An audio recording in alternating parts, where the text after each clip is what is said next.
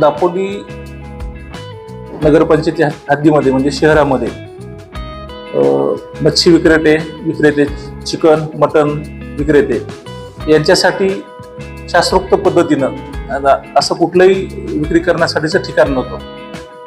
ते ठिकाण नसल्यामुळे शहरामध्ये अस्वच्छतेचा प्रश्न असेल मोठ्या प्रमाणात निर्माण झाला होता.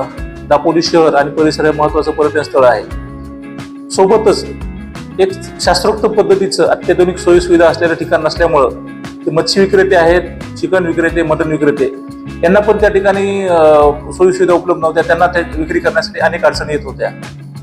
या अनुषंगाने या सर्वाचा विचार करून दापोली नगरपंचायतीने शासनाचं नॅशनल फिशरी डेव्हलपमेंट बोर्ड आणि वैशिष्ट्यपूर्ण या निधी अंतर्गत एक अत्याधुनिक सर्व सुविधायुक्त एक फिश मार्केट, चिकन मार्केट आणि मटन मार्केट असं एकाच ठिकाणी आपण अत्याधुनिक पद्धतीचं एक आपण मार्केट बांधलेलं आहे. या मार्केटच्या ठिकाणी हे विक्रेते आहेत, चिकन मटन आणि मच्छी विक्रेते यांना त्या ठिकाणी त्यांना विक्रीसाठी नेण्यासाठी किंवा तिथे स्थलांतर करण्यासाठी त्या अनुषंगाने अगोदर त्या ठिकाणी त्यांच्या समस्या काय आहेत, शंका काय आहेत, प्रश्न काय आहेत आणि ते कशासाठी बांधलेलं आहे, त्यांच्याकडनं आणखी त्या ठिकाणी काही सुधारणा अपेक्षित आहेत का, यासाठी आपण या ठिकाणी सर्व त्यांचे प्रतिनिधी असेल आणि शहरातील सर्व इतर पक्षाचे सर्व सन्माननीय पदाधिकारी आणि कोळी बांधवांचे पदाधिकारी यांच्या माध्यमातून आपण आज या ठिकाणी एक चर्चासत्र बैठक आयोजित केलं होतं.